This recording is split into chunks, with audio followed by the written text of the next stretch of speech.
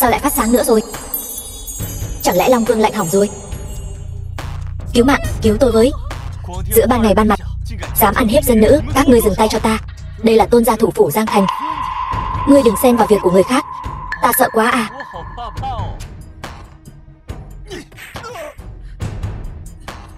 Ta không cần ngươi dạy ta làm việc.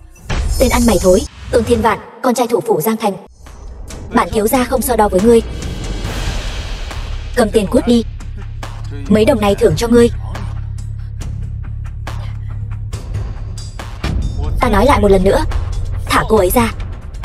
Tên ăn mày thối, ta khuyên ngươi đừng xen vào việc của người khác. Là nữ nhân này tự ra bán mình.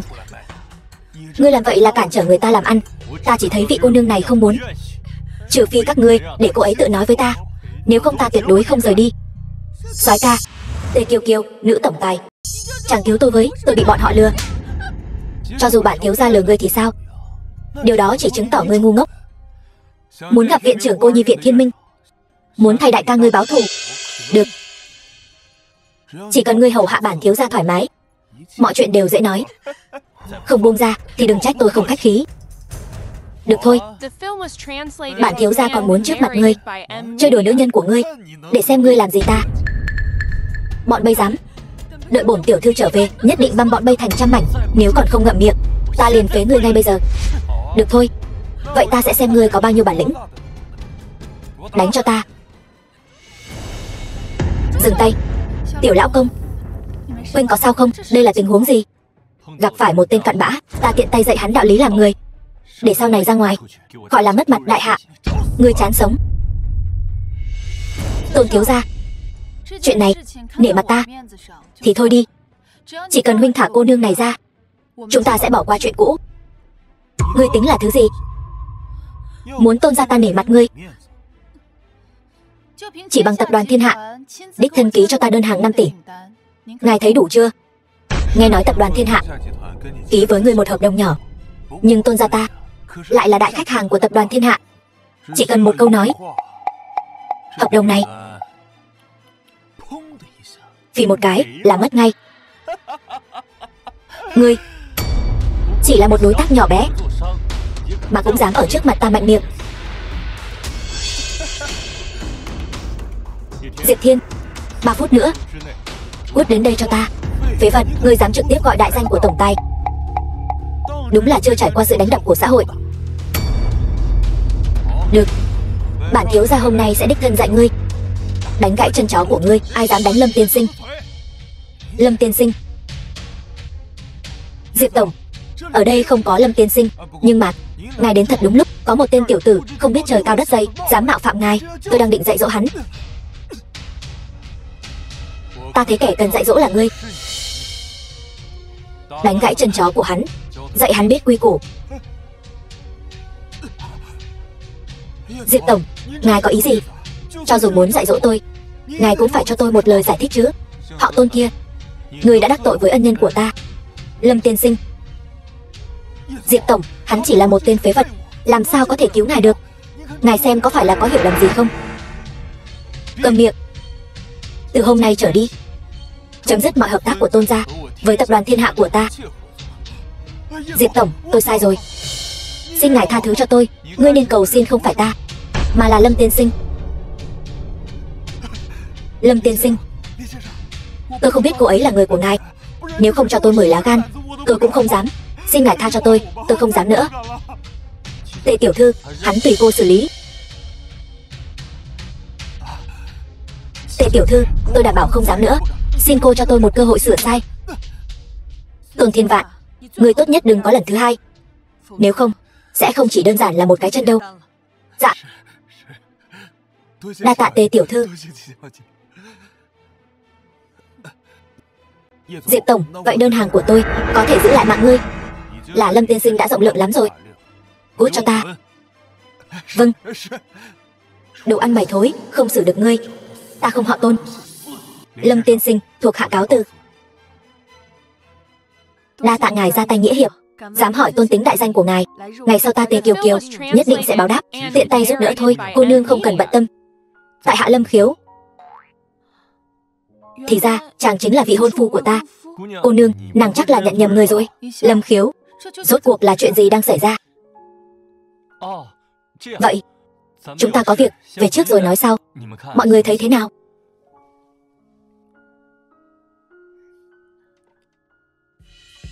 Lâm Khiếu, đây là hôn thư của ta và chàng. Đồ nhi Lâm Khiếu, sư phụ thấy nữ tử này có duyên với con, nên đã định hôn ước cho con với Tề Kiều Kiều. Sư phụ, người hại con thảm rồi. Sao? Bản tiểu thư không xứng với chàng sao? Không dám. Lâm Khiếu, ta mới là vợ chàng. Phải, tuy nàng đẹp hơn vợ ta, nhưng ta tuyệt đối sẽ không bỏ rơi Vân Vân. Vợ à, nàng yên tâm đi, ta yêu nàng nhất. Không biết xấu hổ. Vậy nếu chàng đã có vợ rồi, thì hôn ước của chúng ta hủy bỏ. Hôn ước không thể hủy bỏ. Lâm Khiếu, chàng muốn hai tay hai nàng sao? Chàng nghĩ hay thật đấy. Không phải, vợ à, ta không có. Nàng buông tay trước đã. Ta hoàn toàn là vì Long Vương lạnh. Nó phát sáng với cả hai người. Hôn ước mới không thể hủy bỏ. Phát sáng? Đúng. Lúc ta xuống núi, sư phụ đã nói, chỉ cần Long Vương lạnh phát sáng với ai, thì người đó chính là vợ ta. Bây giờ Long Vương lạnh phát sáng với cả hai người, nhất định có hàm ý gì đó. Ta cần nghiên cứu. Vì vậy, hôn ước không thể hủy bỏ. Lâm Khiếu, ta thấy chàng chính là ăn trong bát nhìn trong nồi. Vợ à, thì ra nàng nhìn ta như vậy. Ta giận rồi. Muốn vợ dỗ, chàng nghiêm túc cho ta. Được rồi, vợ yêu, Tề tiểu thư, nàng thấy hôn ước của ta và nàng có thể tạm thời không hủy bỏ được không? Lâm tiên sinh vừa cứu ta, ta tự nhiên đồng ý. Hơn nữa, ta thấy Lâm tiên sinh cũng là một lựa chọn tốt. Tề tiểu thư, nàng phải biết mọi việc đều có trước có sau. Nếu nói về trước sau, thì hôn ước của ta và Lâm tiên sinh đã được định từ 10 năm trước. Chuyện này chung quy vẫn phải xem ý của Lâm tiên sinh. Lâm Khiếu, ai là vợ ngươi? Ta có thể chọn cả hai được không? Lâm Khiếu, Lâm tiên sinh, ngươi chỉ có thể chọn một trong hai người bọn ta. Ta chỉ nói đùa thôi mà. Đúng rồi. Tề tiểu thư, vừa rồi nghe họ Tôn nói, nhắc đến đại ca của cô, là đã xảy ra chuyện gì sao? Đại ca ta đã ngỏm. Chuyện gì đã xảy ra? 4 năm trước, đại ca ta muốn vạch trần vụ việc đấu giá nội tạng, bị đối phương sát hại. Nay ta vừa là muốn báo thù cho đại ca, cũng muốn tránh cho nhiều người hơn phải chịu thảm cảnh. Chuyện này có liên quan gì đến họ Tôn không? Không rõ. Lúc trước ta bị Tôn Thiên Vạn lừa, là bởi vì hắn ta muốn dẫn ta đến Cô Nhi Viện Thiên Minh điều tra. Hiện nay tất cả bằng chứng đều chỉ hướng về Cô Nhi Viện Thiên Minh. Ta tin rằng việc đấu giá nội tạng chính là được thực hiện ở đây. Không thể nào, Cô Nhi Viện Thiên Minh là do ta một tay tài trợ, tuyệt đối sẽ không xảy ra tình huống này. Không có gì là không thể. Rất nhiều trẻ mồ côi đều biến mất ở Cô Nhi Viện, đó chính là bằng chứng rõ ràng nhất. Càng có khả năng những nội tạng này đều là do những đứa trẻ này cung cấp. Ngài có thể xem qua. Tề tiểu thư, trời cao sáng suốt, nhất định sẽ không bỏ sót. Thật là độc ác. Tề tiểu thư, cô cứ yên tâm, chuyện này ta nhất định sẽ cho cô một lời giải thích. Đa tạ.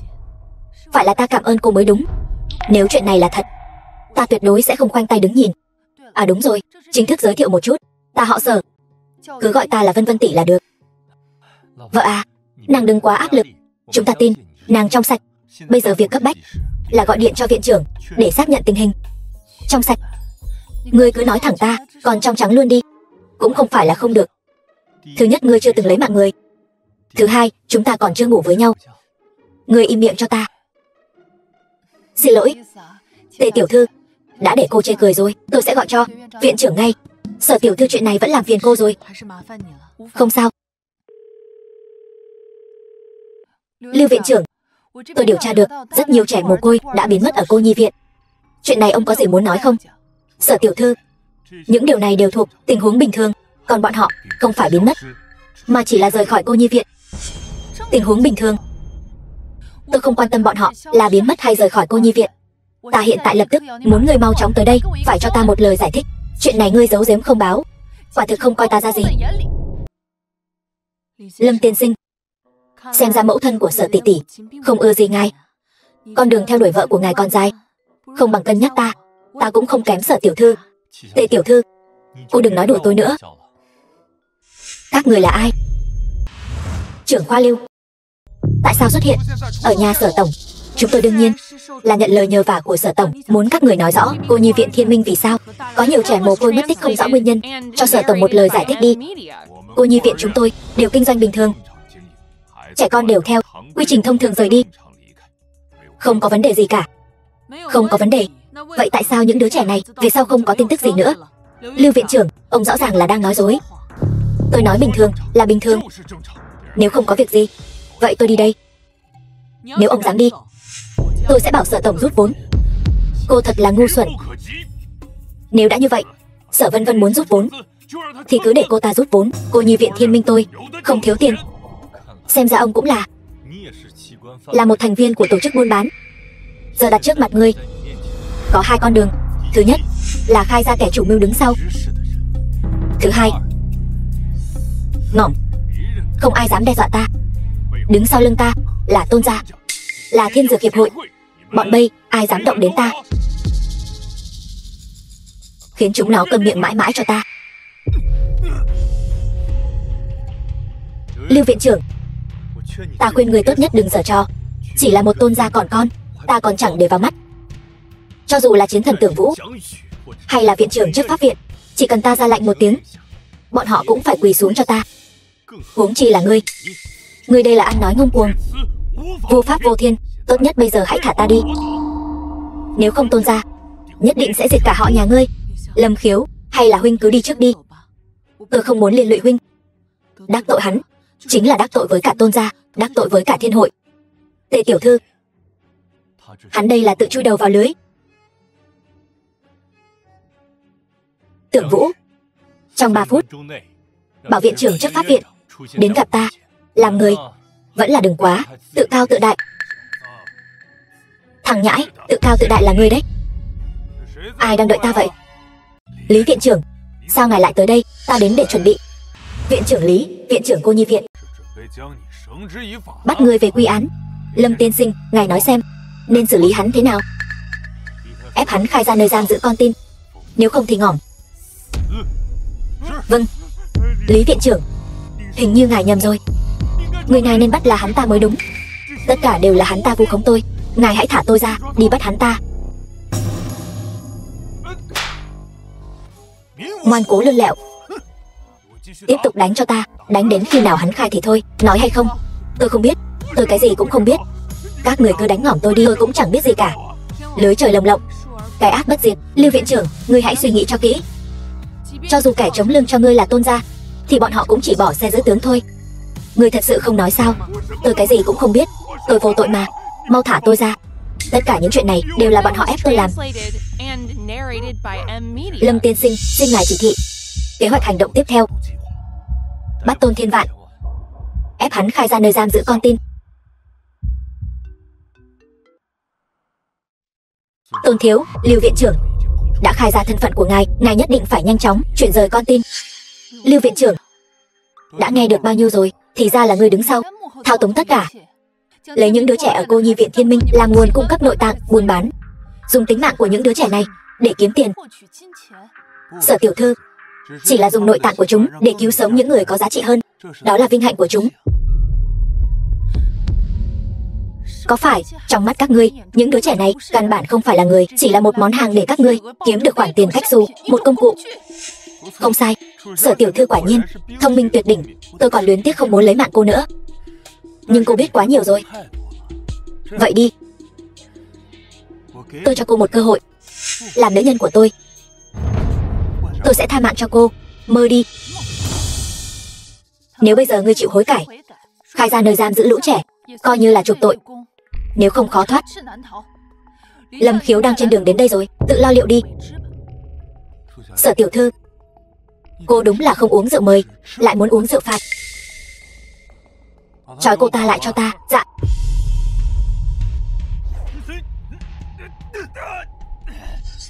Tôn Thiên Vạn, người nhất định sẽ phải trả giá cho những việc người đã làm. Trả giá chỉ bằng con nhóc này, hay tên ăn mày hôi hám đó.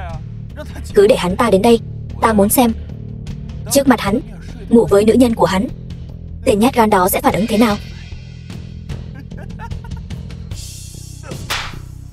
Ngươi vô sỉ. Nhóc con, ngươi dám đánh ta?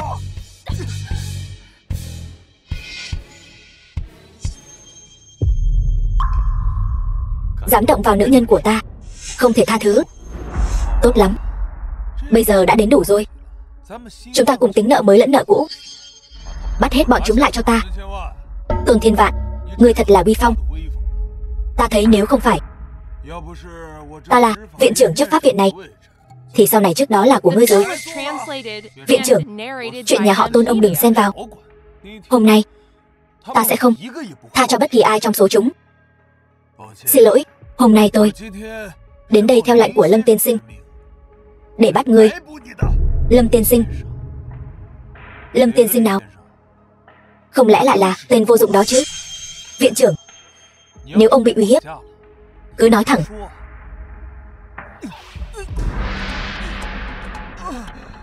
Tôn Thiên Vạn, ta có thể cho ngươi một cơ hội. Khai ra nơi giam giữ con tin, ta có thể cân nhắc để ngươi ngỏm toàn thây. Kẻ ngỏm không toàn thây là ngươi. Viện trưởng, chỉ cần hôm nay ông không nhúng tay vào, nhà họ Tôn tôi nguyện dâng tặng ông 100 tỷ mỗi năm. Bản viện trưởng từ chối bất kỳ hành vi vi phạm pháp luật nào. Vậy nên ngươi vẫn nên ngoan ngoãn nói ra nơi giam giữ con tin. Đó là đáng đời bọn chúng. Ta nói cho ngươi biết, đám rác rưởi đó chỉ có một chút giá trị, chính là ta.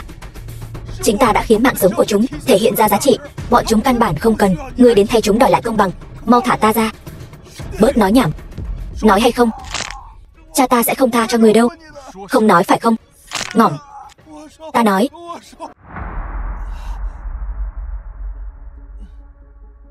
Ta chỉ phụ trách việc mua sắm thiết bị y tế đối ngoại. Những việc khác ta hoàn toàn không biết, đều do cha ta phụ trách. Gọi điện cho cha ngươi.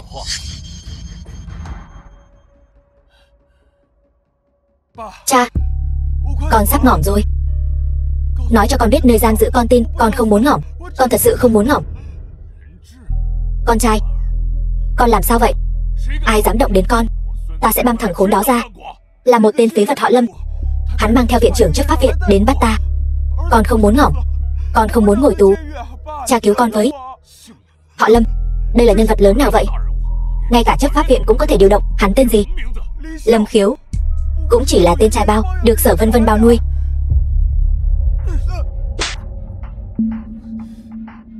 Ta nói cho người biết, giữ mồm giữ miệng cho sạch sẽ. Ngươi mà còn dám bất kính với Lâm tiên sinh, cẩn thận chúng ta đánh nát miệng ngươi. Bảo cha ngươi, hạn cho ngươi 3 giây. Nói ra nơi giam giữ con tin. 3, 2. Cha, chúng thật sự dám lấy mạng người. 1. Ta nói, đừng động đến con trai ta. Tuy nhiên, các ngươi phải thả hắn ra trước. Nếu không ta tuyệt đối không mở miệng. Thả hắn ra. Cút đi. Xem nào, cuối cùng chẳng phải vẫn phải thả ta ra sao? Ngươi nhớ kỹ, ta sẽ khiến ngươi phải trả gấp vạn lần cái giá này. Ta đợi đấy. Tôn thiếu gia, ngài làm sao vậy? Tôi chỉ đi vệ sinh một lát. Ngài đã muốn đi rồi sao? Có phải con gái tôi tiếp đãi không chu đáo không? Vân vân, hợp đồng thiết bị y tế đã ký với Tôn thiếu gia chưa? Mẹ, Sở gia chúng ta tuyệt đối sẽ không hợp tác với loại người này. Để hắn đi. Quách Phượng Hà, con gái bà nuôi dạy tốt lắm. Tôi nói cho bà biết, từ hôm nay trở đi, bà và con gái bà bị loại khỏi Sở gia. Còn ngươi đồ đáng ghét, ta sẽ khiến ngươi phơi thây ngoài đồng. Tất cả những chuyện này đều do ngươi mà ra. Đây là báo ứng của ngươi. Bây giờ bắt đầu. Về bảo cha ngươi thành thật khai báo. Ngươi muốn ngỏm à? Thiên đường có lối, ngươi không đi, vậy ta sẽ tiễn ngươi xuống địa ngục sám hối. Lâm Khiếu, ngươi dám? Nếu ngươi lấy mạng ta, ngươi sẽ vĩnh viễn không tìm thấy tung tích con tin. Không ai dám uy hiếp ta.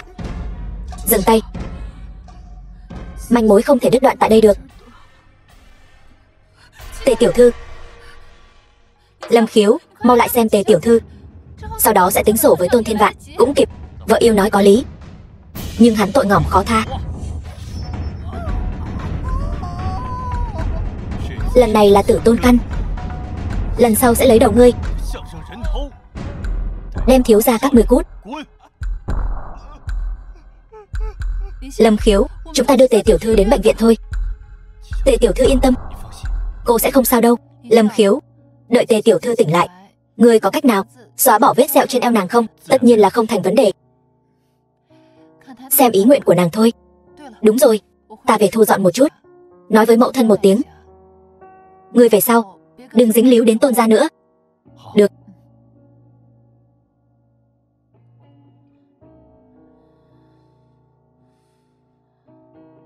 Nước. Đây. Từ từ. Uống từ từ.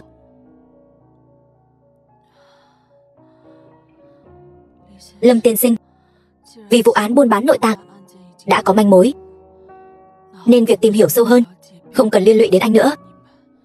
Mời anh đi. Tề tiểu thư làm người phải có thủy có chung. Chuyện này cô không cần lo lắng, nhất định sẽ nhổ cỏ tận gốc bọn chúng. Hơn nữa, cô hiện tại vẫn là vị hôn thê trên danh nghĩa của ta mà. Lâm tiên sinh, lời này đừng để Vân Vân tỷ nghe thấy, kẻo nàng ấy sẽ không vui. Lâm Khiếu ta, thân chính không sợ bóng nghiêng.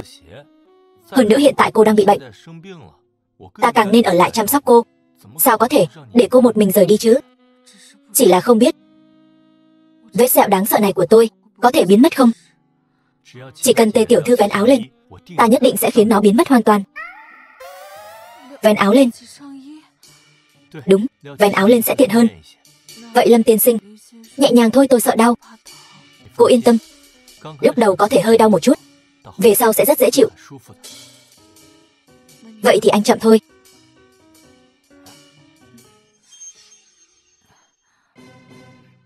Hai người đang làm gì vậy?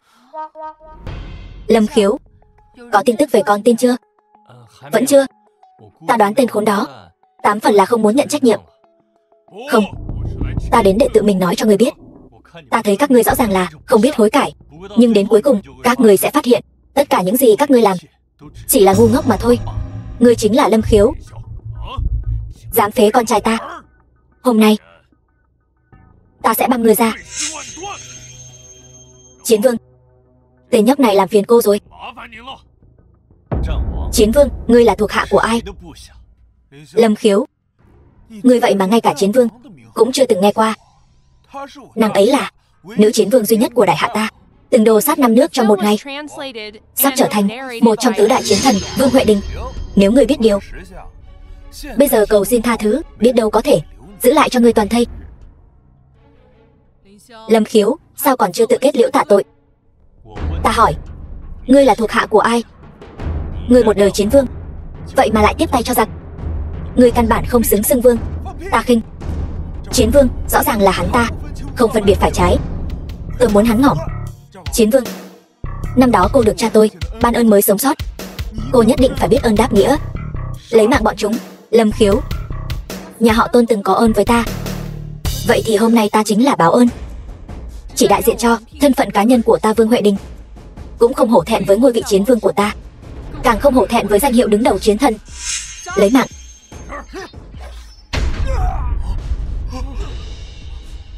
Chuyện gì vậy? Vương Huệ Đình, bây giờ ngươi dừng tay vẫn còn kịp. Ít nói nhảm, lấy mạng ra đây.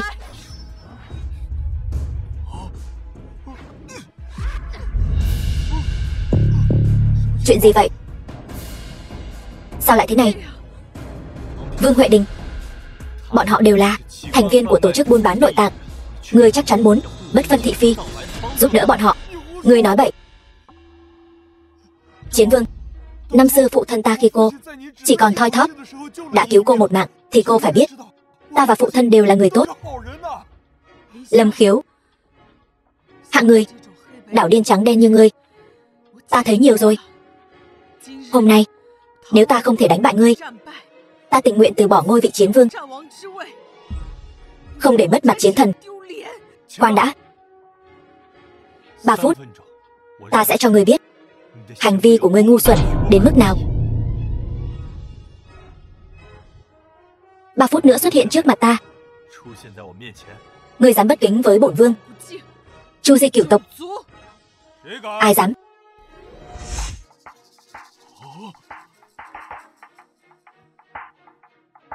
Vương Huệ Đình bái kiến chiến thần. Không biết chiến thần đến đây vì sao? Vương Huệ Đình, Lâm tiên sinh là ân nhân của ta, ngươi là thuộc hạ của ta.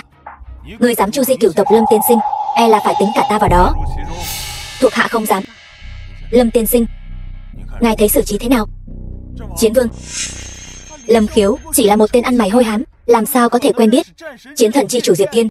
Ta thấy đối phương rõ ràng là thuê một diễn viên, mượn danh nghĩa chiến thần để lừa bịp thiên hạ. Còn ta nói không sai. Nếu không, tại sao hắn lại muốn ngài nghe theo sự điều khiển của hắn? Đây rõ ràng là mượn thân phận của ngài. Chiến vương, ngàn vạn lần đừng để lũ tiểu nhân này lợi dụng. Ngươi dám nghi ngờ ta? Không phải. Chiến vương, người không biết thuật dịch dung đại hạ đã lưu truyền ngàn năm. Lỡ như người này lợi dụng thuật dịch dung giả dạng thành chiến thần để làm tổn hại danh dự của chiến thần, ngươi chớ có lơ là. Ngươi có biết mạo danh chiến thần đại hạ sẽ ra sao không? Quân lệnh, ai dám mạo danh? Thuộc hạ biết lỗi, xin chiến thần trách phạt. Nếu các ngươi còn dám đảo lộn trắng đen, lập tức toi mạng. Vâng, là người của Thiên Dược Hội sai khiến tôn gia chúng tôi bắt nhốt trẻ em của cô nhi viện Thiên Minh. Bọn chúng ở tầng hầm của Thiên Dược Hội. Tất cả những chuyện này đều không liên quan đến tôn gia chúng tôi. Mong đại nhân xử lý khoan hồng. Diệp Thiên, ngươi dẫn Vương Huệ Đình đến tầng hầm Thiên Dược Hội giải cứu con tin. Đưa bọn họ đi. 3 ngày sau tập hợp tại Thiên Minh hội sở. Vâng. Ngươi vẫn chưa định khai thật thân phận với ta. Lâm Khiếu, chàng rốt cuộc khi nào mới chịu tin ta? Phu nhân, không phải ta không tin nàng, mà là cho dù ta có nói ra, e rằng nàng cũng chẳng tin. Cái cớ này. Vậy được rồi. Thật ra ta là điện chủ Long Vương Điện. Những kẻ như Tưởng Vũ, Diệp Thiên đều là thuộc hạ của ta. Cái gì? Chiến thần Tưởng Vũ, thủ phủ thế giới, Diệp Thiên cũng là thuộc hạ của chàng sao? Lâm Khiếu, ta biết chàng có chút bản lĩnh, nhưng chàng cũng đừng nói những lời hoang đường như vậy chứ. Đây là gì chứ? Kể cả là đường chủ cứu thế đường, Dịch Tùng, thì cũng phải nghe theo sự sai khiến của ta. Cho nên, sau này phải đối xử tốt với phu quân đấy. Nghe rõ chưa? Chàng muốn ăn đòn hả? Được rồi, ta đã nhận được tin tức. 3 ngày nữa sẽ có một buổi đấu giá diễn ra tại Thiên Minh hội sở. Lần này nhất định phải tóm gọn bọn chúng. Phu nhân, chúng ta đi ăn thôi, ta đói bụng lắm rồi. Lâm Khiếu, chuyện chưa giải quyết xong, chàng đã muốn ăn cơm rồi. Nói đi, hôn ước của chàng và Tề tiểu thư định khi nào thì hủy bỏ? Lâm Khiếu, tôi đã thích anh rồi, tuyệt đối sẽ không hủy bỏ hôn ước với anh đâu. Cái này, Lâm Khiếu, ai mới là vợ chàng? Hai vị, như thế này đi, sau khi buổi đấu giá kết thúc, ta nhất định sẽ cho hai vị một câu trả lời. Lâm Khiếu, ta là một nam nhân đàng hoàng, đã nhận định một người thì sẽ là cả đời. Nếu đã như vậy, vậy anh hãy tránh mặt một chút. Chuyện gì mà cần phải đuổi tôi đi mới nói được vậy? Bí mật giữa con gái chúng tôi. Thôi được, cục cưng.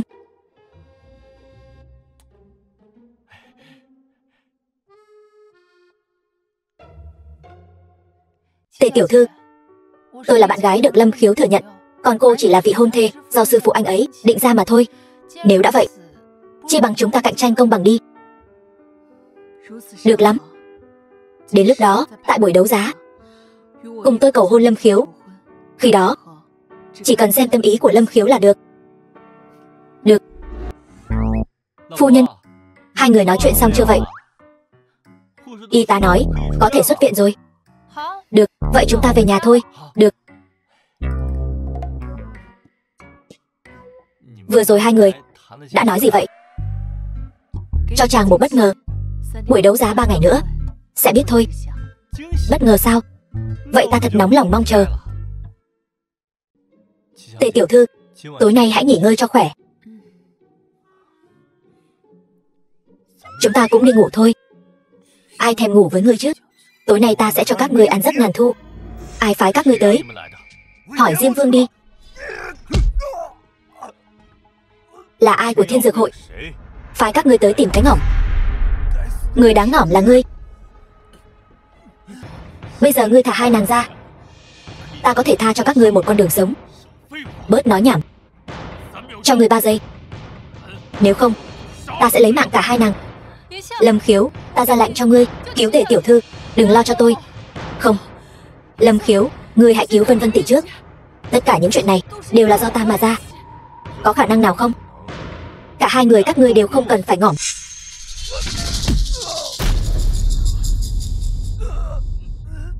Nói ra kẻ chủ mưu đằng sau. Ta là Nhất Đại Thần Y. Có rất nhiều cách để cho ngươi sống không bằng ngỏm, muốn ngỏm cũng không được. Nếu ngươi không muốn thử loại thân thể tan nát nhưng thần trí vẫn tỉnh táo cơn đau đó thì nói cho ta biết. Ta có thể nói cho ngươi biết, nhưng ngươi phải hứa thả chúng ta ra. Được. Là con trai của phó hội trưởng Thiên Dược Hội, Tiêu Thành Uy. Quả nhiên là Thiên Dược Hội đứng sau giật dây. Ta giữ lời hứa. Các ngươi cút đi. Đa tạ. The film was translated and narrated by M Media. Lâm Khiếu, sư bá nghe mấy người Tưởng Vũ nói ngươi đang điều tra vụ án buôn bán nội tạng, trừ hại cho dân, nên đặc biệt đến Thiên Thành vào ngày vụ án kết thúc, để ngươi trước mặt mọi người tiếp nhận toàn bộ thế lực của Long Vương Điện ta, không được phản bác. Sư bá, rốt cuộc ai mới là điện chủ Long Vương Điện? Muốn ra lệnh cho sư phụ ngươi và mấy vị sư bá chúng ta, ngươi cứ chờ chính thức tiếp nhận vị trí tôn chủ đi. Tưởng Vũ bảo ta chuyển lời cho ngươi. Hai cha con Tôn gia đã khai ra là phó hội trưởng Thiên Dược Hội và con trai ông ta đã ngầm phá hoại. Ngày mai chúng ta gặp lại. Lâm Khiếu, lẩm bẩm cái gì thế? Không có gì. Chờ chuyện này kết thúc, ta cũng chuẩn bị cho các ngươi một bất ngờ. Bất ngờ? Lâm Khiếu, ta cảnh cáo ngươi, bây giờ phải nói cho chúng ta biết. Gấp cái gì? Ngày mai các ngươi sẽ biết. Tề tiểu thư, ngày mai buổi đấu giá tại Thiên Minh hội sở còn một trận ác chiến phải đánh. Nghỉ ngơi sớm đi. Lần này nhất định phải cướp lấy vị trí phó hội trưởng Thiên Dược Hội. Lật đổ sao? Tôi thấy hội trưởng Thiên Dược Hội e rằng cũng khó thoát khỏi liên lụy. Tề tiểu thư nói đúng. Hội trưởng vì tuổi cao sức yếu trao quyền cho phó hội trưởng, khiến hắn nảy sinh dã tâm, mới gây ra đại họa. Tôi đã báo cho viện trưởng chấp pháp viện, một khi yến tiệc bắt đầu, chúng ta sẽ vạch trần sự thật. Tất cả mọi chuyện sẽ kết thúc trong ngày hôm nay. Chúng ta vào thôi. Đi thôi. Thằng nhãi danh từ đâu tới? Cút ngay cho tao. Thằng danh, mày nói ai đấy? Thằng danh, nói mày đấy. Hai người đẹp. Đi với hắn ta chi bằng đi với anh. Anh tuy chỉ là bảo vệ, nhưng anh là bảo vệ của Thiên Dược Hội. Đồ chó mắt coi thường người. Mày có tư cách gì bảo tao cút? Em gái à? Mày dám mắng tao? Chán sống. Chúng ta vào. Không có thư mời cấm vào. Nếu Lâm Khiếu ta hôm nay nhất quyết phải vào thì sao? Vậy thì là không uống rượu mời, lại muốn uống rượu phạt, tự chuốc lấy khổ. Người đâu? Đánh gãy chân của nó, ném ra khỏi Thiên Minh hội sở.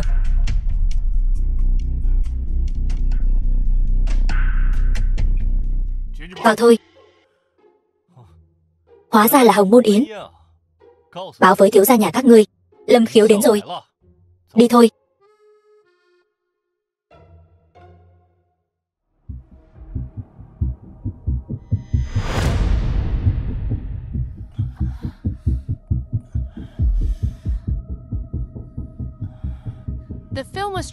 Tôi thấy hơi chóng mặt. Hôm nay vật phẩm đầu tiên được đấu giá. Cái này được đấy. Trái tim, chất lượng cực tốt. Giá khởi điểm 5 tỷ. Mua đi.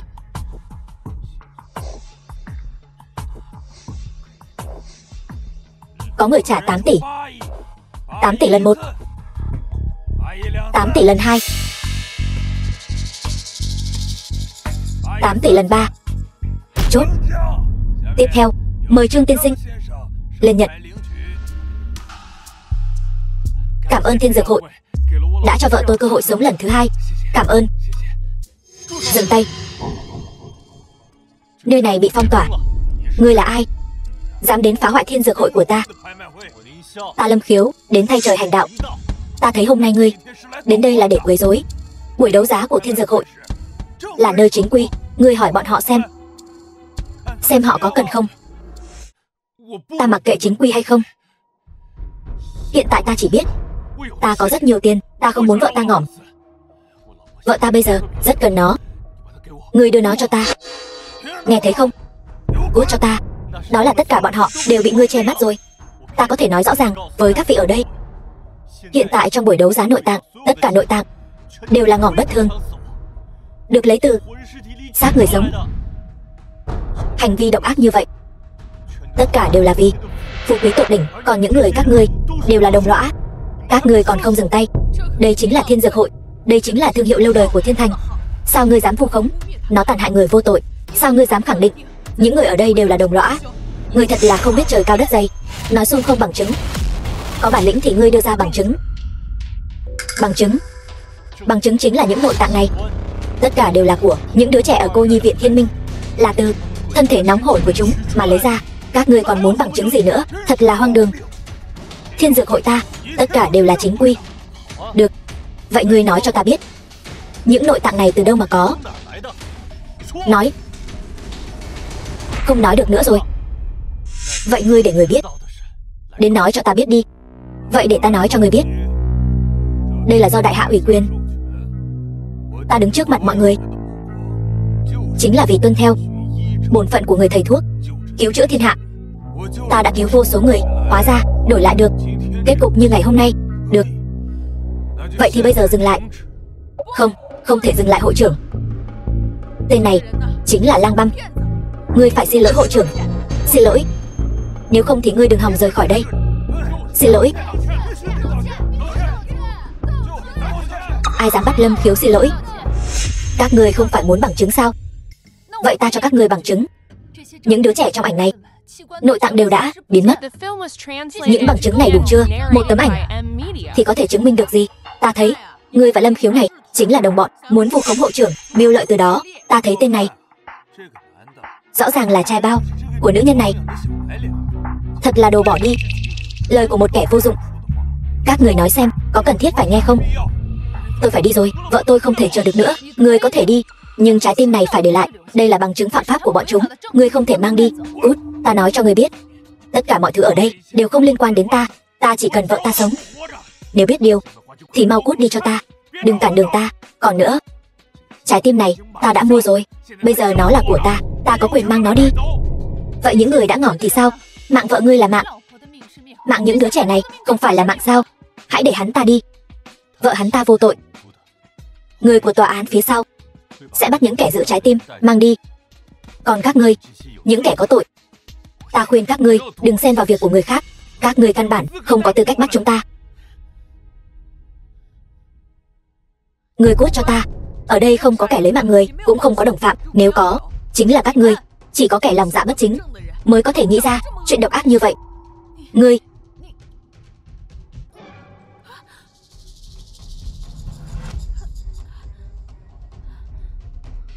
Lâm Khiếu, chuyện gì đang xảy ra vậy? Không sao. Tẩy tủy đan bắt đầu phát huy công hiệu rồi. Ngươi cũng sắp ngất xỉu rồi. Sắp rồi. Hai người các ngươi cũng đã lột xác. Đây nhất định là tai họa giáng xuống. Và người tiếp theo chính là ngươi.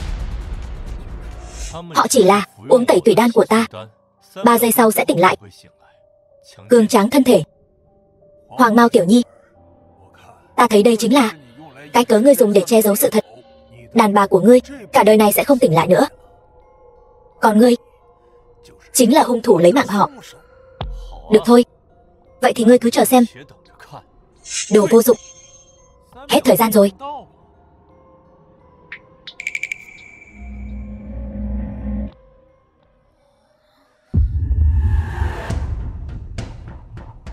Lâm Khiếu, chuyện gì vậy?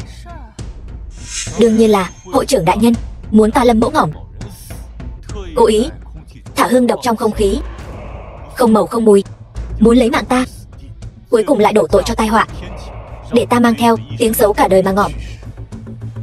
May mà ta là tiểu thần Y Mãng Sơn, nhìn thấu được quỷ kế của hắn. Hương độc, hương cái khỉ gì độc? Ở đây căn bản không có đốt hương. Hội trưởng, đuổi bọn họ ra ngoài. Đuổi ra ngoài. Nếu mọi người đã đồng ý, vậy ta sẽ bắt người này. Mang đi. Lâm Khiếu, người thua rồi. Ta sợ quá à. Viện trưởng chấp pháp viện, hội trưởng Thiên Dược hội đã đến. Trải qua kiểm tra của chấp pháp viện, xác định phó hội trưởng Thiên Dược hội cùng con trai hắn chính là kẻ chủ mưu đứng sau vụ án mua bán nội tạng. Những kẻ tham gia: viện trưởng trại trẻ mồ côi Thiên Minh, cha con họ Tôn, đã sát hại 10.082 người. Trước tiên mang tội nhân ra ngoài. Lưới trời lồng lộng, thư mà khó lọt. Mang bọn chúng đi, là bọn chúng vu oan giá họa cho tôi. Các ngươi không thể mang ta đi. Ta nói cho các ngươi biết ta không nhận. Lâm Khiếu, ta không thua. Ngươi không có chứng cứ. Chứng cứ? Những đứa trẻ ngỏm oan ở trại trẻ mồ côi chẳng phải là chứng cứ sao? Lời khai của đồng bọn ngươi chẳng phải là chứng cứ sao? Còn cả những đứa trẻ bị giam cầm dưới hầm Thiên Dược hội của ngươi, bao gồm cả những nội tạng này, cái nào chẳng phải là chứng cứ? Ngươi còn muốn chứng cứ gì nữa?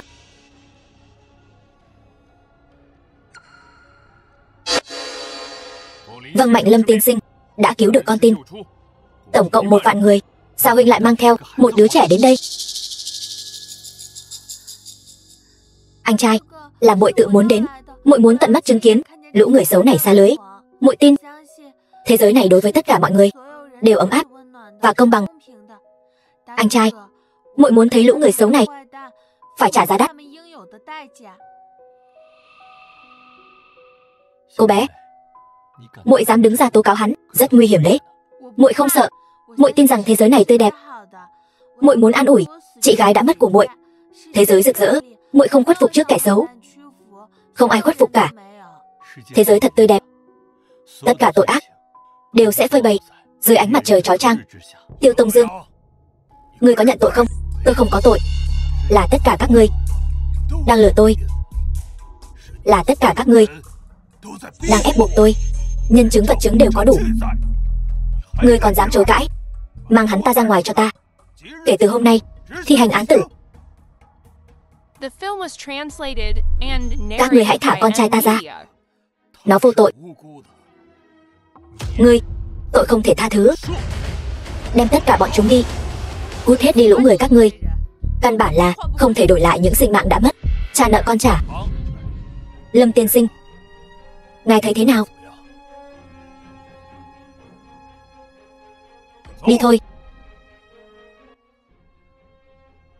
Giờ mọi chuyện đã rõ ràng. Tôi xin được từ chức hội trưởng. Ta tuổi đã cao, lực bất tòng tâm, lại để Tiêu Tông Dương gây ra đại họa động trời như vậy. Ta khó mà chối bỏ trách nhiệm. Nhưng Lâm tiên sinh đã xoay chuyển tình thế. Hy vọng sau này Lâm tiên sinh có thể dẫn dắt Thiên Dược hội ngày càng lớn mạnh. Đảm nhiệm chức hội trưởng, tôi không thể đảm nhiệm chức hội trưởng. Kính mong hội trưởng hãy tìm người khác tài giỏi hơn. Không, vẫn nên để cậu đảm nhiệm.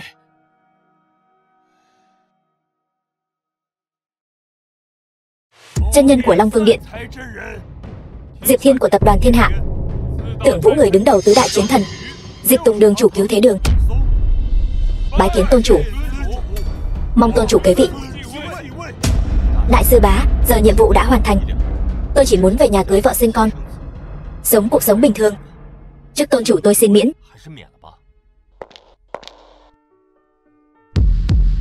Lâm Khiếu, cưới tôi nhé. Trời ơi bà xã Tề tiểu thư, đây là điều bất ngờ mà mọi người chuẩn bị sao? Đây rõ ràng là kinh hãi mà. Trước mặt bao nhiêu người như vậy, tôi từ chối ai cũng không được. Vậy mọi người đứng dậy trước đi. Chúng ta về nhà rồi nói tiếp. Đại sư bá cũng đứng dậy đi. Trước tôn chủ, để tôi suy nghĩ thêm. Tôn chủ, Long Vương Điện chúng tôi đã mời rộng rãi các gia tộc danh môn vọng tộc ở Nam tỉnh, sẽ được tổ chức trong vòng 3 ngày tiệc nghênh đón gió cho ngài. Nếu ngài không đồng ý thì chính là khiến Long Vương Điện chúng ta mất hết mặt mũi. Bây giờ ngươi chỉ có thể đi. Sư bá, ngươi đây rõ ràng là ép mua ép bán. Ta khi nào đã đồng ý? Ngươi mời mọi người rồi. Dù sao ta cũng không đi. Vợ Tề tiểu thư, chúng ta đi thôi. Lâm Khiếu, bây giờ có thể nói cho chúng tôi biết rồi chứ, không?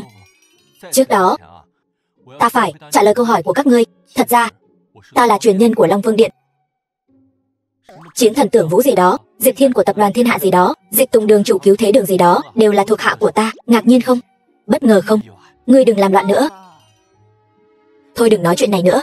Mau nói cho chúng tôi quyết định của ngươi. Ta là truyền nhân của Long Vương Điện.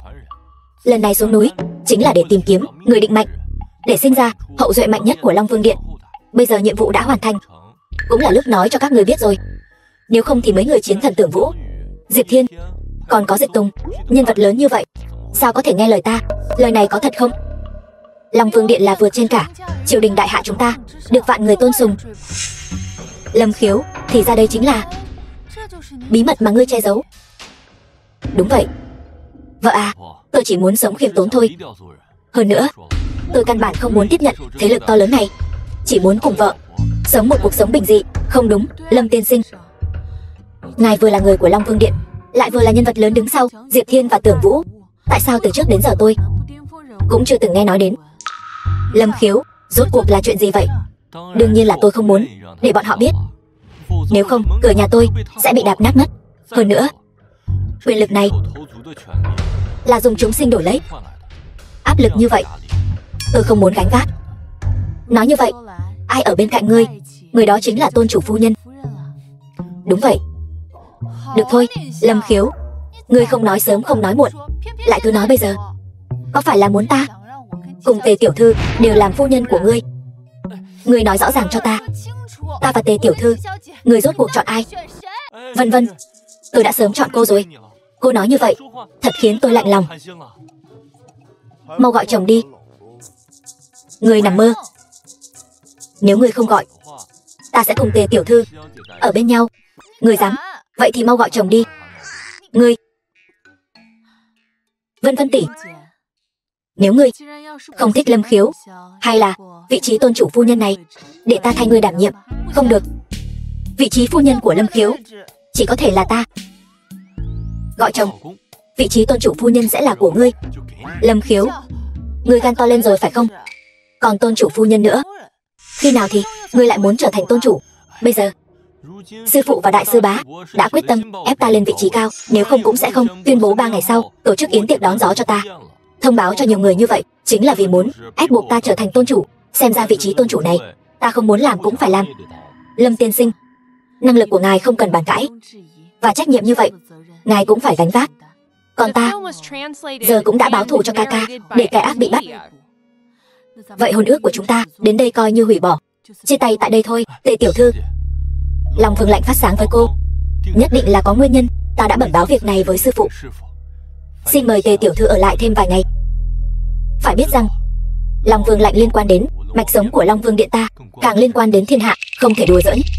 Nếu không sinh linh đầu thán, vậy thì phiền phức rồi. Tổng tài, tất cả các dự án của Sở Thị tập đoàn đều bị rút vốn rồi. Chuỗi vốn sụp đổ rồi, hoàn toàn phá sản rồi. Sao lại thế này? Các người đã đánh gãy một chân của tôi rồi. Tôi đã trả giá rồi. Sao các người lại muốn tuyệt diệt? Đây chính là cái giá mà ngươi dám sỉ nhục tôn chủ. Lúc ngươi bắt nạt Vân Vân, sao không nghĩ đến ngày hôm nay? Ngươi không phải có Mục tiểu thư làm chỗ dựa sao? Cô ta cho ngươi vinh quang tổ tiên à? Chúng ta đi. Lâm tiên sinh, tôn chủ quả thật là người có nguyên tắc. Đưa Sở lão phu nhân và Sở thiếu ra đi. The film was translated and narrated by M Media.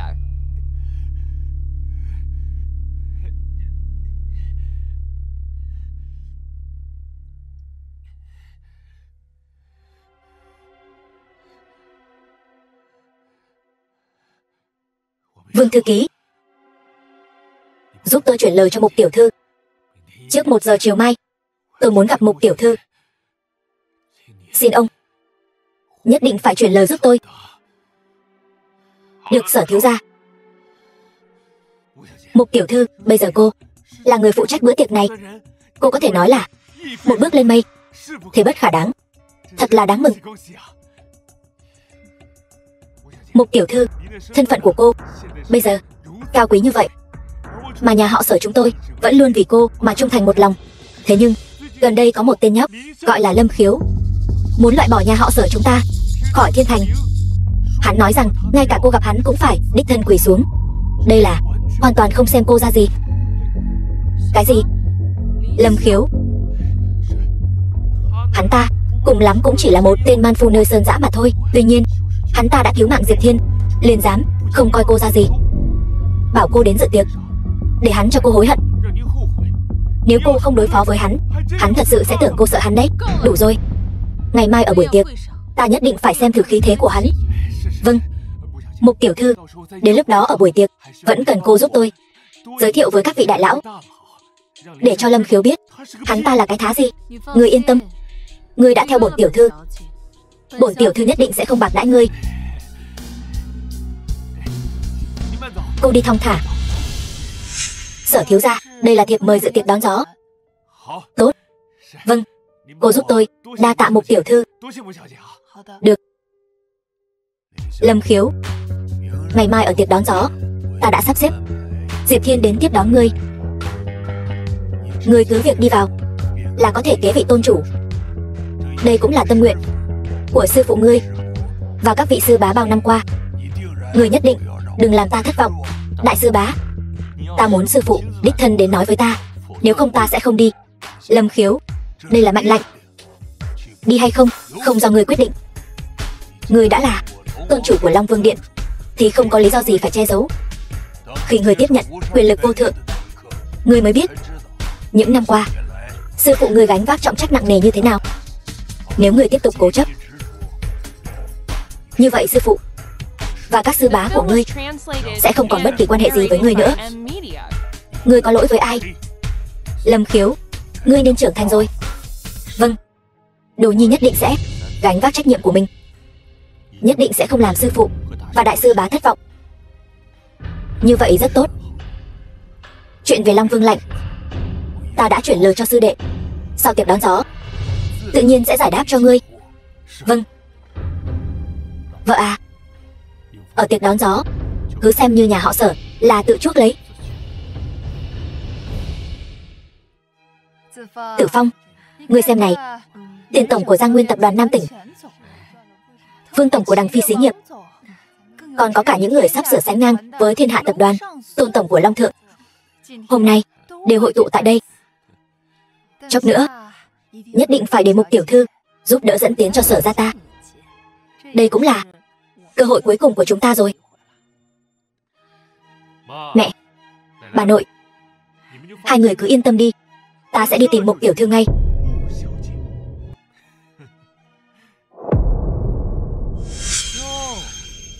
Đây chẳng phải là Lâm Khiếu sao? Lúc đó ngươi chẳng phải nói là muốn ta ở buổi tiệc này sám hối sao?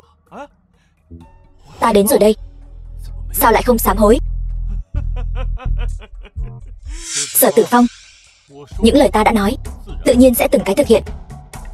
Ngươi lập tức sẽ phải hối hận vì những việc làm trước đây. Còn ngươi cũng sẽ hối tiếc vì đã không sớm nịnh bợ ta. Nịnh bợ ngươi? Mơ đi. Mục tiểu thư đã lên tiếng rồi, nói muốn đích thân gặp ngươi. Vậy đi, ta cho ngươi một cơ hội. Chỉ cần ngươi quỳ xuống xin ta tha thứ, ta sẽ lập tức thả ngươi rời khỏi bữa tiệc này. Nếu không, đừng trách ta không nhắc nhở ngươi đấy. Sở Vân Vân, phải biết rằng Mục tiểu thư là người duy nhất phụ trách buổi tiệc long trọng này. Buổi tiệc này chính là do một tay Mục tiểu thư quyết định. Lâm Khiếu, biết sợ rồi chứ? Ngươi, còn có cả ngươi nữa, mau lên, quỳ xuống cầu xin bổn thiếu gia. Biết đâu bổn thiếu gia tâm trạng vui vẻ sẽ tha cho các ngươi một con đường sống. chỉ là một kẻ phụ trách nhỏ nhoi. Lâm Khiếu ta còn chẳng để vào mắt. Rượu mời không uống mà lại muốn uống rượu phạt. Vậy thì đừng trách ta không khách khí. Người đâu? Đuổi bọn chúng ra ngoài cho ta. Vâng Sở thiếu gia. Mời. Diệp Thiên không nói cho người biết. Lâm Khiếu ta là ai sao? Lâm Khiếu chưa từng nghe qua. Còn Diệp tổng cũng không thể sánh bằng Mục tiểu thư. Mục tiểu thư chính là người phụ trách của buổi tiệc này. Khác biệt một trời một vực với ngươi. Còn không mau cút đi cho ta. Đồ mắt chó coi thường người khác. Ngươi mở to mắt chó của ngươi ra mà nhìn cho kỹ. Lâm Khiếu ta là ai? Ai dám bất kính với Lâm tiên sinh? Đây chẳng phải là Diệp tổng sao? Nhưng mà Diệp Thiên này, hôm nay ta nói cho người biết. Hôm nay dù cho người có đến cũng vô dụng. Hôm nay ta muốn người tận mắt nhìn thấy ta làm nhục hắn. Không sai. Diệp tổng, ta khuyên người tốt nhất đừng nên xen vào. Hiện giờ đằng sau con trai ta chính là Mục gia Thượng Giang.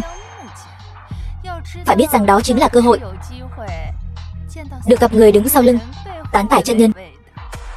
Còn ngươi chỉ là tên thủ phủ giàu nhất nước. Dưới trướng nhân vật như thế căn bản không đáng nhắc tới. Ta khuyên ngươi vẫn nên đừng tự tìm đường ngỏm thì hơn. Nghe thấy chưa? Đồ vô dụng. Bản thiếu gia hiện tại ra lệnh cho ngươi quỳ xuống dập đầu tạ tội. Kẻ nên quỳ xuống tạ tội là ngươi.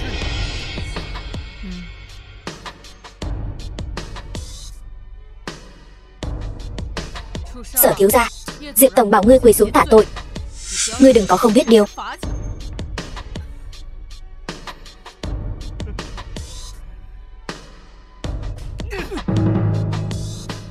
Lão tử ta đây là người của Mục tiểu thư. Bọn bây ai dám bảo ta quỳ xuống? Ta bảo mày quỳ xuống. Nghe rõ chưa? Lâm tiên sinh bảo Sở thiếu gia quỳ xuống. Vâng, giúp Sở thiếu gia quỳ xuống.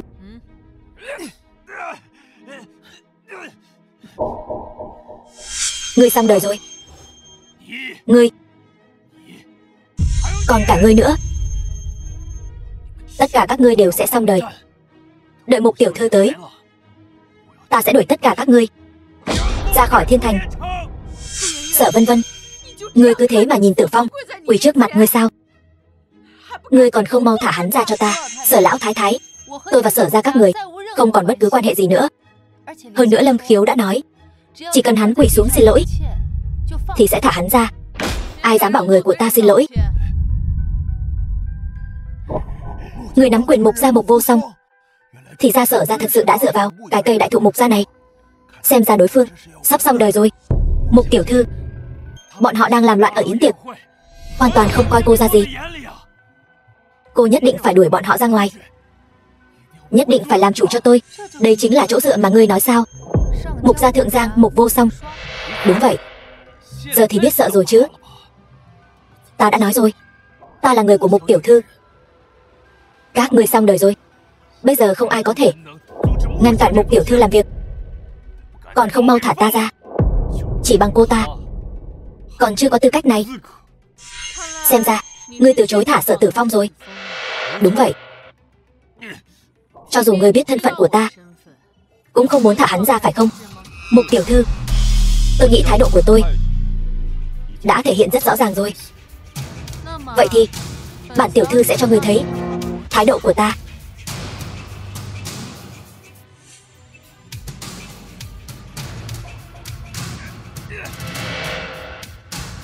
The film was translated and narrated by M Media.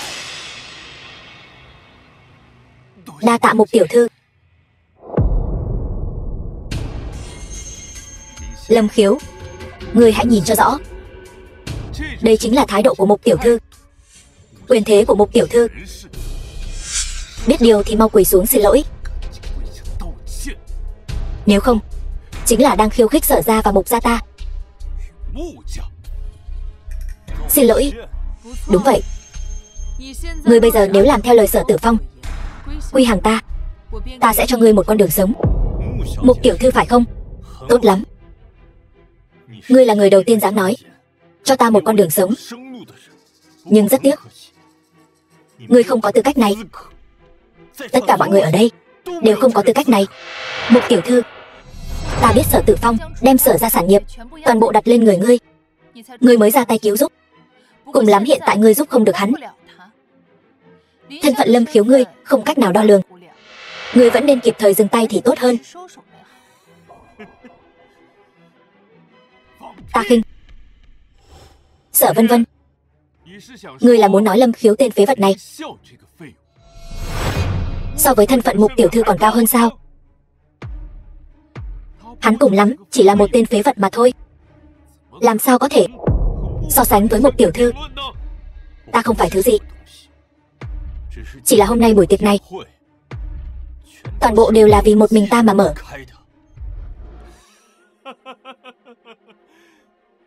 Phế vật, ngươi xong đời rồi. Dám mạo phạm vị kia, tội đáng chu gì? Không có người nào dám chu diệt Lâm Khiếu ta, chu diệt Long Vương Điện tôn chủ. Đây là đối với Long Vương Điện đại bất kính.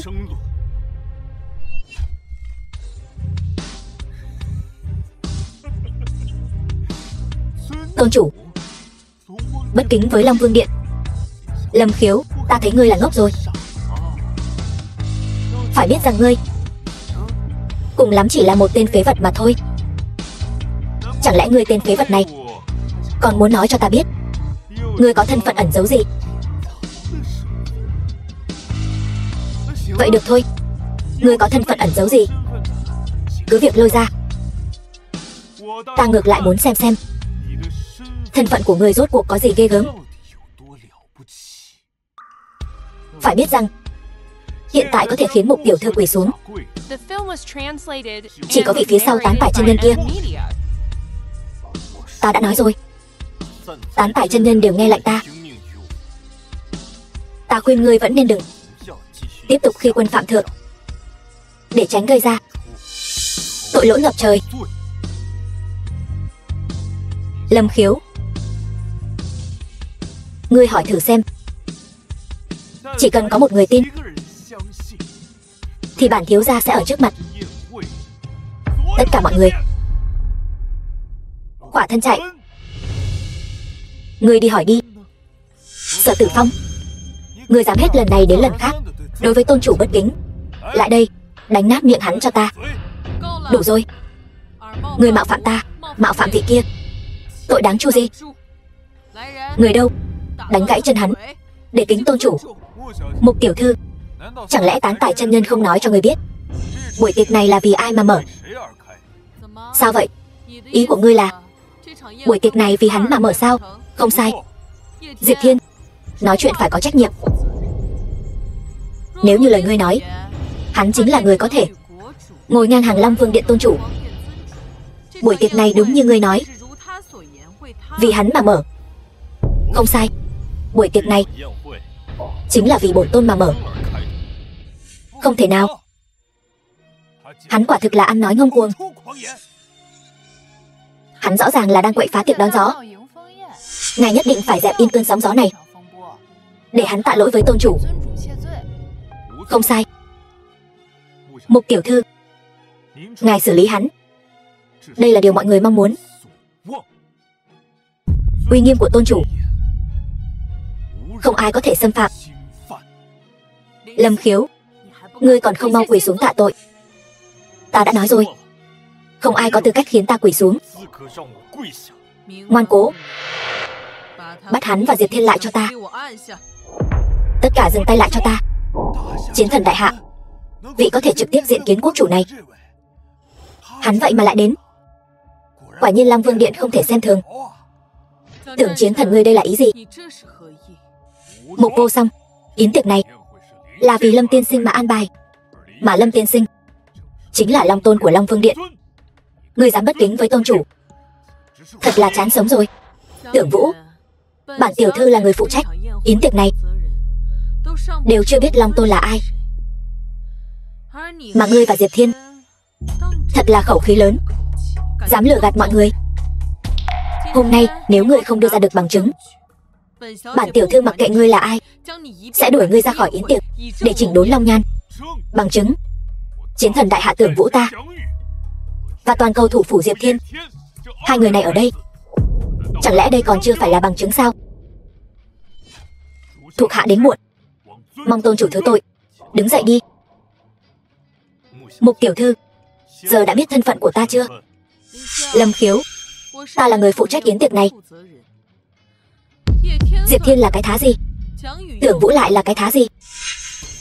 Cha ta còn đích thân đi nhanh đón Tán Tải chân nhân. Giờ yến tiệc này ta nói là được. Ta nói ngươi không phải thì ngươi không phải. Không sai. Chư vị ở đây có nguyện tin lời Mục tiểu thư không? Ta nguyện đi theo Mục tiểu thư. Bắt Lâm Khiếu bọn họ quỳ xuống khấu đầu tạ tội với tôn chủ. Ta Vương Khải Cường hết lòng ủng hộ Mục tiểu thư, yêu cầu Lâm Khiếu bọn họ quỳ xuống tạ tội. Ta Tiền Đại Đao Giang Nguyên, tập đoàn Nam Tỉnh hết lòng ủng hộ Mục tiểu thư. Bắt hắn tự kết liễu tạ tội, để răn đe mọi người. Tự kết liễu tạ tội.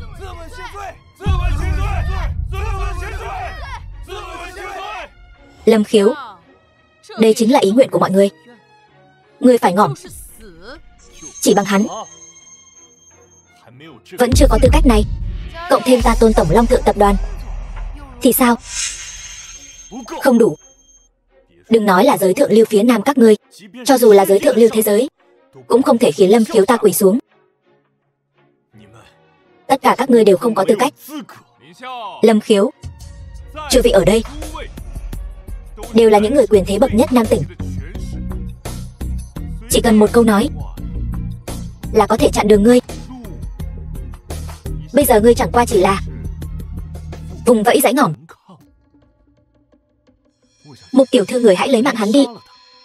Chỉ có lấy mạng hắn mới có thể xả được lửa giận trong lòng mọi người. Lâm Khiếu, ngươi nên biết, bây giờ kẻ nên hối hận là ngươi. Lâm Khiếu, bản tiểu thư hỏi ngươi lần cuối, ngươi có nguyện thần phục không? Không ai có thể uy hiếp ta, cũng chẳng có ai khiến ta thần phục. Ta biết những vị có mặt ở đây bây giờ đều lấy việc áp chế ta làm vinh hạnh, nhưng xin lỗi nhé, các ngươi không đủ tư cách. Ngươi giỏi lắm.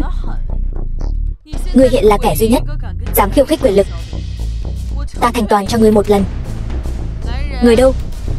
Đánh gãy chân hắn để nghênh đón Long Tôn.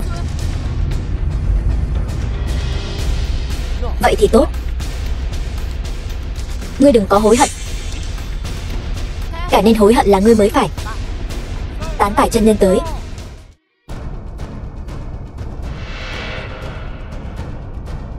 Mục gia Thượng Giang, Mục Vô Song cung nghênh chân nhân.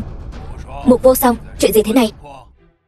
Bẩm chân nhân, có một tên nhóc tên là Lâm Khiếu, tên tiểu tử thối, ở đây mạo danh Long Tôn. Chúng tôi đang thay tôn chủ đòi lại thể diện để chỉnh đốn uy danh. Lâm Khiếu, chính xác, phụ thân. Tên này vô cùng ngông cuồng, tuyên bố toàn bộ yến tiệc này đều là mở vì hắn. Còn Diệp Thiên của Thiên Hạ tập đoàn, chiến thần của Đại Hạ đều ra làm chứng giả cho hắn. Theo ta thấy, nên đem những kẻ này lấy mạng sạch để chỉnh đốn uy danh. Mục Vô Song, ngươi thật sự sai quá rồi. Ngươi có biết Lâm Khiếu mà ngươi nói rốt cuộc là thân phận gì không? Phụ thân con sai chỗ nào? Chân nhân, những gì con làm đều là vì ngài mà. Mục Vô Song, ngươi sai rồi. Mục Ngô Cường, ngươi nói cho con gái ngươi biết nó sai ở đâu. Dạ chân nhân. Mục Vô Song, ngươi sai là sai ở chỗ ngươi cứng đầu cứng cổ. Ngươi làm việc gì chưa bao giờ bàn bạc với ta. Lâm tiên sinh, Lâm Khiếu chính là chủ nhân của bữa tiệc này, càng là Long Tôn của Long Thần Điện. Bây giờ ngươi biết sai chưa? Sao lại thế này? Sao có thể như vậy? Phụ thân, người nhất định là đang gạt con, đúng không? Cút cho ta. Từ nay về sau ta Mục Ngô Cường không còn đứa con gái này nữa. Chân nhân, xin ngài tha thứ cho Mục gia chúng tôi. Tôn chủ, ngài muốn xử trí Mục gia thế nào? Trục xuất Mục gia, thu hồi tài lực trăm năm của Mục gia để làm gương cho mọi người. Mục gia gia chủ, người có phục không? Mục Ngô Cường, tuân theo thánh dụ của Long Tôn. Bây giờ, ta chính thức tuyên bố với các ngươi, Lâm Khiếu, từ hôm nay trở đi, chính là Long Tôn của Long Vương Điện ta, ngự trị trên chúng sinh, trở thành vị Long Tôn chí cao vô thượng, Diệt Thiên thủ phủ thiên hạ, Tưởng Vũ chiến thần đại hạ, Dịch Tùng đường chủ cứu thế đường, tham kiến tôn chủ. Tôn chủ, từ nay về sau, đại hạ này sẽ là đại hạ của ngài. Người nhất định phải để đại hạ ta trở thành cường quốc đệ nhất, nhất định phải dương oai quốc gia ta.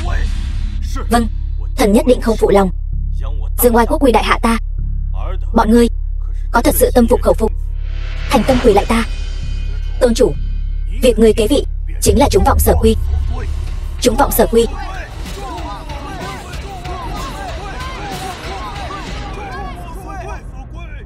Mục tiểu thư, người có phục không?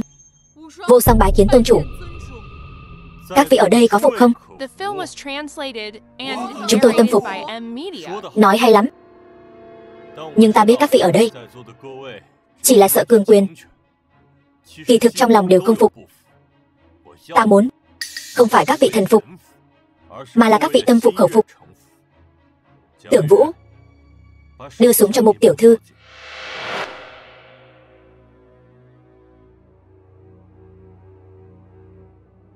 Mục tiểu thư, luật chơi súng lục ổ quay, người rất rõ. Trò cò quay Nga, trận chiến sinh tử. Được, xin mời Mục tiểu thư nói luật chơi cho mọi người. Hiện tại khẩu súng trong tay ta chính là súng lục ổ quay. Luật chơi có quay Nga là đặt vào 6 ổ đạn của khẩu súng này, 1 viên đạn, xoay bừa ổ quay, rồi đóng ổ quay lại. Người chơi phải chĩa khẩu súng này vào đầu mình. Ai trúng đạn hoặc bỏ cuộc trước là thua. Chỉ người kiên trì đến cuối cùng mới là người chiến thắng. Tôn chủ, người định dùng trò chơi này để khiến chúng tôi thần phục sao? Không sai. Mục tiểu thư, có muốn thay mặt mọi người đánh cược với ta không? Nếu ngươi dám, ta sẽ tha cho Mục gia các ngươi và phong Mục gia các ngươi làm sứ giả của đại hạ ta, trở thành người tôn quý thứ 3 của đại hạ ta. Tôn chủ, hãy bỏ đạn vào. Nếu ngươi thắng ta, ta sẽ thần phục.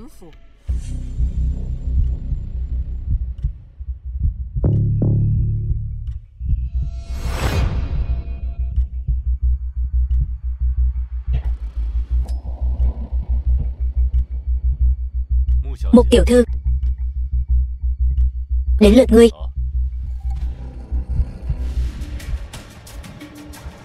Tiếp tục. Mục tiểu thư, còn 3 viên đạn. Ngươi 2 viên, ta 1 viên. Xem ra xác suất ngươi trúng đạn lớn hơn đấy. Còn muốn tiếp tục không? Tiếp tục.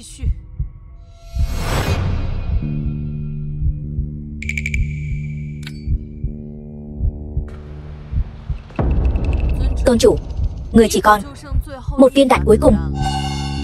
Người chắc chắn muốn bắn sao? Ta thấy người hoàn toàn không cần thiết phải đánh cược mạng sống với chúng ta. Ta muốn bọn người tâm phục khẩu phục.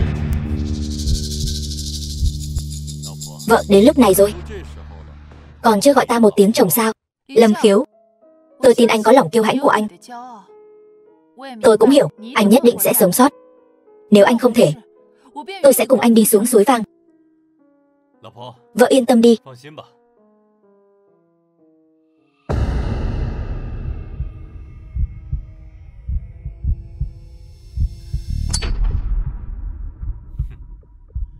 Mục tiểu thư, sự thật hơn lời nói. Viên đạn cuối cùng, người dám bắn không?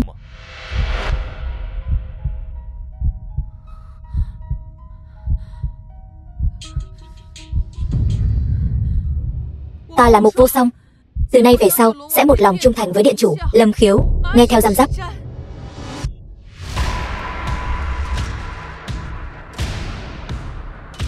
The The film was translated and narrated by M Media.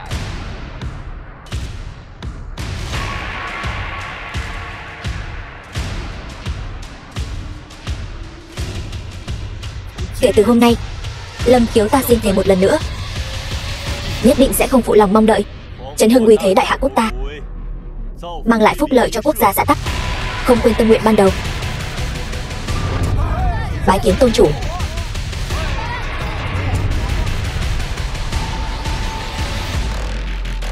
Mọi người đứng dậy đi.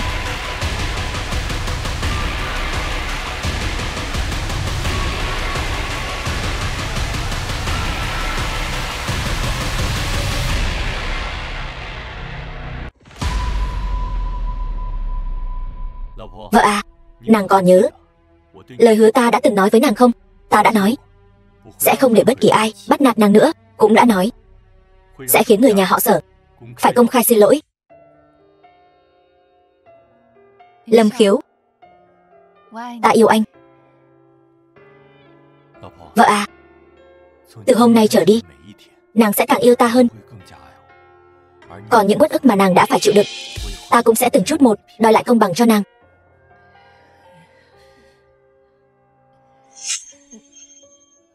Sở lão thái thái, Sở Tử Phong, các người định đi đâu? Tôn chủ, xin ngài tha cho lão thân. Dù sao trong người Vân Vân cũng chảy dòng máu của Sở gia chúng ta. Đúng vậy, dù sao cô ấy cũng là người của Sở gia. Nếu vậy, ngài chính là long rể của Sở gia chúng ta. Lúc trước, tất cả đều là lỗi của lão thân, có mắt như mù, đã đắc tội với ngài. Giờ lão thân đã biết sai rồi, thật sự biết sai rồi. Đúng, mẹ nói đúng. Tôn chủ, dù ngài không nể mặt chó, cũng phải nể mặt chủ chứ.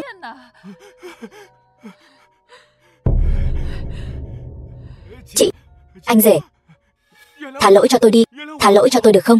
Không được. Các người hết lần này đến lần khác sỉ nhục Vân Vân. Đầu tiên là vu oan cho cô ấy lấy mạng ông nội các người, sau đó là ép cô ấy phải gả cho Lý Thiếu, rồi lại cấu kết với Lý Thiếu để sỉ nhục cô ấy, vẫn chưa chịu dừng lại. Từng chuyện một, ta đều nhớ rõ ràng, thay vợ ta. Giờ các người muốn ta tha cho Sở ra các người. Được thôi, hãy xin lỗi vợ ta. Vâng, tất cả đều là lỗi của tôi, ngàn sai vạn sai đều là lỗi của tôi. Xin ngài tha thứ cho tôi, tha thứ cho Sở ra chúng tôi. Chị, Sở thị tập đoàn là tâm huyết cả đời của ông nội. Giờ Sở thị tập đoàn đã mất rồi, chẳng lẽ ngươi còn muốn lấy mạng của bà nội sao? Sở Tử Phong, ngươi đừng quá đáng. Sở Tử Phong, ta nói là muốn ngươi xin lỗi. Nếu ngươi không biết cách, ta có thể tìm người khác giúp ngươi. Không, chị, tôi sai rồi. Lão bà, đến lượt bà rồi đấy. Lâm Khiếu, ngươi đừng có được coi đòi tiên. Lão bà, ta đã nói rồi, muốn rời khỏi đây thì phải xin lỗi. Nếu không nhờ ngươi bao nhiêu năm thiên vị như vậy, ta lấy mạng ngươi cũng không đủ hạ dân. Sở lão thái thái, xin lỗi đi.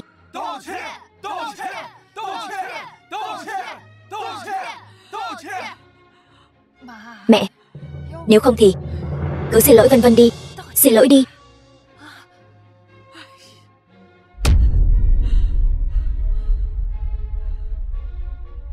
Vân Vân, bà nội xin lỗi con. Trước đây là bà nội hồ đồ, con hãy tha thứ cho bà nội đi. Lão bà, bây giờ mới biết sai, muộn rồi. Tất cả nghe cho kỹ, từ hôm nay trở đi, ai dám dính dáng đến nhà họ Sở dù chỉ nửa xu, chính là đối đầu với Long Vương Điện của ta. Mang đi. Cứu tôi sai rồi. Long Tôn, tha cho tôi, tha cho nhà họ Sở chúng tôi. Mang đi. Còn lại chư vị cùng thưởng thức bữa tiệc.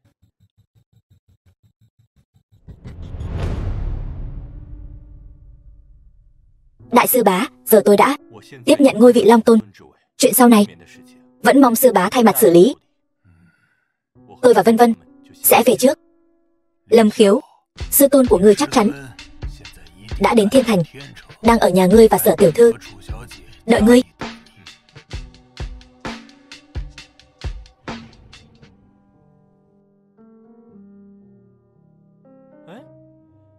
Không phải nói ở nhà đợi ta sao? Người đâu? Lâm Khiếu, sư phụ ngươi để lại cho ngươi một bức thư.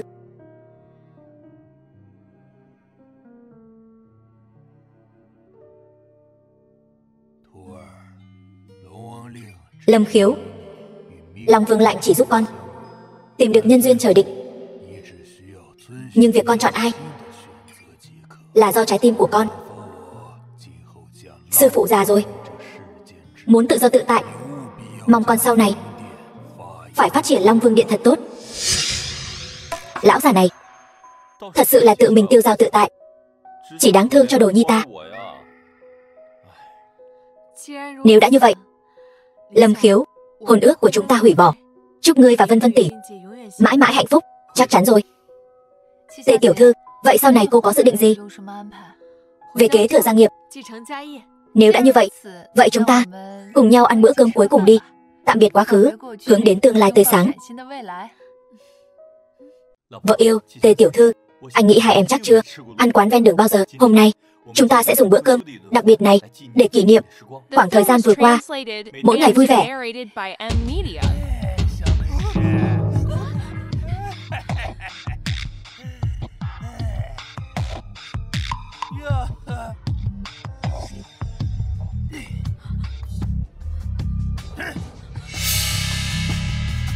Hai người đẹp, mặt mới à? Các ngươi là ai? Sao có tư cách thu phí quản lý ở đây? Là ai? Chúng tôi là người của Hắc Hổ Bang. Nếu hai người ngủ với tôi một đêm thì tiền thì thôi khỏi cần.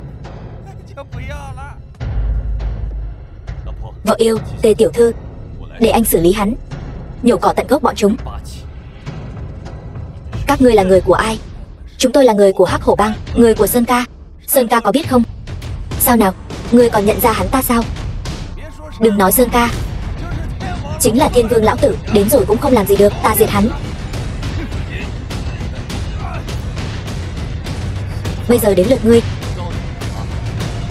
Ta chính là nhị đương gia của Hắc Hổ Bang. Ngươi biết ta là nhị đương gia không? Ngươi dám động vào ta, chính là làm địch với Hắc Hổ Bang của ta. Gọi lão đại của các ngươi đến đây, thả hắn ra. Ngươi là ai? Ta là ai? Ngươi đã đánh người của ta mà còn chưa biết ta là ai. Lão nhị, ngươi chưa nói với hắn ngươi là người của ai sao? Đại ca, tôi đã nói với hắn rồi, tôi là người của ngài. Hắn lúc này cũng chẳng nhận ra ngài, hắn chính là đang đánh vào mặt ngài. Ngươi đây là đang khiêu khích ta. Không sai, ta chính là đang khiêu khích ngươi. Số tiền bảo kê ngươi thu được mang lại đây, còn có thể tha cho ngươi một mạng. Ngươi đang chán sống sao? Ý nghĩ không tồi. Tiếc là ngươi phải có thực lực này đã. Ở toàn bộ Thiên Thành này, không ai ngông cuồng bằng ta. Sơn Thiên Hổ, ngươi biết ta là ai không? Không biết. Tiểu tử sau lưng đại ca ta chính là Sở gia của Thiên Thành. Sở gia chính là em vợ của điện chủ Long Vương Điện. Sợ rồi chứ? Người ta sợ quá đi. Hắn, Sở Tử Phong, tính là cái dám gì? Dám mạo phạm Sở gia, động thủ.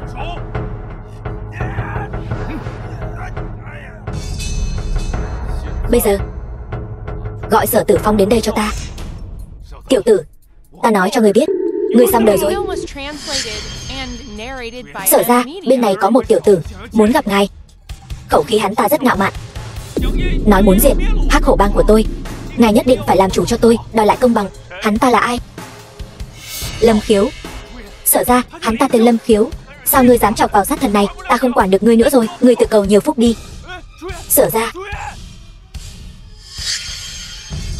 ngươi rốt cuộc là thân phận gì? Ta là ai không quan trọng, ngươi chỉ cần biết cái chỗ dựa mà ngươi đang nương tựa, Sở Tử Phong, cũng chỉ là kẻ bại trận dưới tay ta. Còn ta diệt Hắc Hổ Bang của ngươi cũng chỉ trong nháy mắt mà thôi. Ngươi muốn thế nào mới tha cho Hắc Hổ Bang của ta? Còn chưa hiểu sao? Chỉ cần các ngươi đảm bảo sau này không dựa vào thế lực mà ức hiếp người khác, chúng ta sẽ tha cho ngươi. Thật sao? Ngươi thật sự bằng lòng tha cho ta? Tha cho Hắc Hổ Bang? Đương nhiên, nếu không thì Hắc Hổ Bang của ngươi đã bị diệt từ lâu rồi. Ta còn ở đây phí thời gian với ngươi làm gì?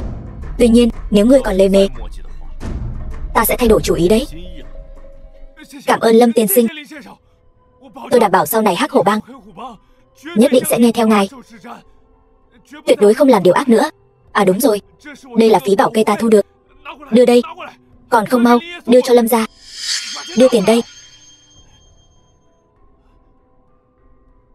Cút đi. Vâng, đi đây.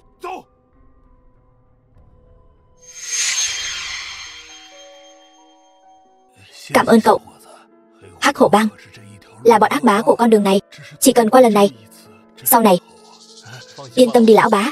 Đạo lý giúp người giúp đến cùng, ta vẫn hiểu. Hắc Hổ Bang sẽ không đến nữa đâu. Nếu bọn chúng còn đến, hãy đi tìm Chiến Thần Tưởng Vũ, báo danh hiệu của ta. Hắn tự khắc sẽ thay ông chủ trì công đạo. Cảm ơn tiểu huynh đệ. Khách sáo rồi, chỉ là việc nhỏ. Nếu không còn việc gì nữa, chúng tôi xin phép đi trước. Được, đi thong thả. Đi thôi.